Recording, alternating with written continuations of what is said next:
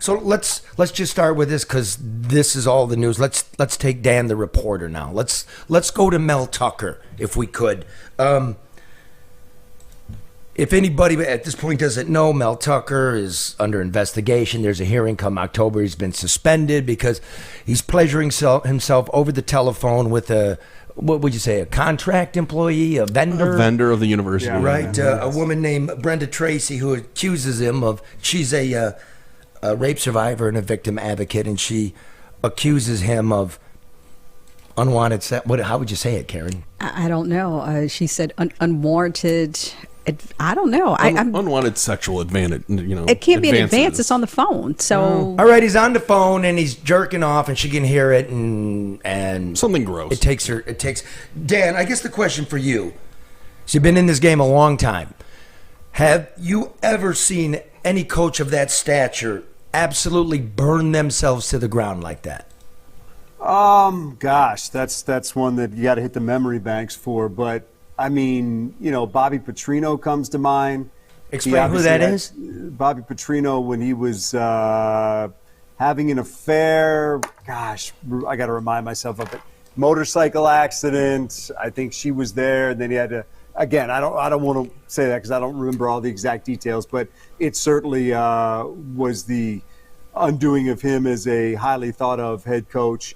Patino had the thing in the Italian restaurant. He obviously survived that. Look, we've had coaches that have found themselves in bad positions before.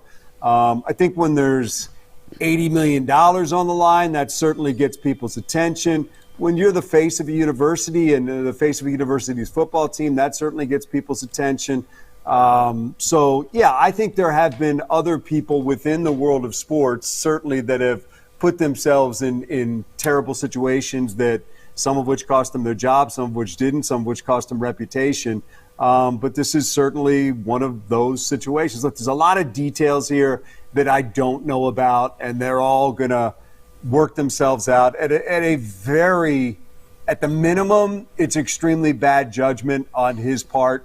But man, it just feels like with the lawyers going back and forth, it's a tough one to wade into beyond that, because it seems like there's so many things going back and forth. It's tawdry. I mean, do you think, again, as the reporter who's watched these things over the decades, what odds do you give that he actually survives this? I believe he's done that. I'd be shocked if he ever.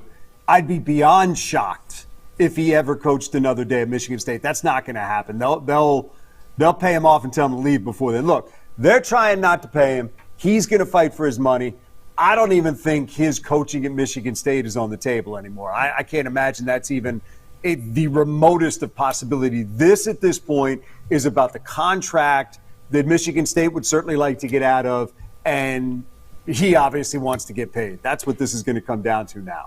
This is going to be about lawyers fighting through contract law. Is Michigan State, I guess, more sensitive and perhaps not overreactionary, maybe prematurely, because of the Nassar situation? They had the violence on the campus. I mean, are they just in a position where they don't even have the ability or the flexibility to flush out what's actually taking place? There's no doubt that it has to be heightened sensitivity on their part because of what they have been through in the past. But again, Karen, I think that's where we get into a little bit of what did they know and when did they know it? Because, the immediate reaction on Sunday was, well, you paid him yesterday and you're suspending him without pay today. What has changed besides the USA going public?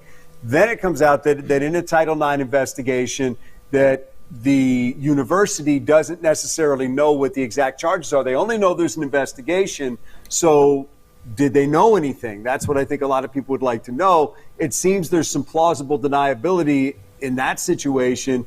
Total deniability, I think, is where people wonder about that they may not have. Because within the Title IX investigation, the university is not required to know the details or allowed to know the details of the investigation until such time as it's presented at the hearing. And again, Charlie, these are all things that people are sorting through because there have been knee-jerk reactions to people to things that have happened. And then all of a sudden there's, well, here's the provision and why certain things are happening the way they are. That's where it feels kind of difficult to wade deep into this, because there's so much that is still out there that we don't know the answers to at this point. But again, to Karen's point, yes, heightened sensitivity on Michigan State's part. If they knew about all of this and allowed him to coach, then I think you could really question that. But the question is, what did they know and when did they know it? You know what I hear a lot? Charlie LeDub newsman, I thought you were dead. I'm not dead. I'm doing the news, the real news, right here, the No BS News Hour. You can find us on YouTube, you can find us on Facebook, Odyssey, or download it wherever you get your podcasts. Power the people.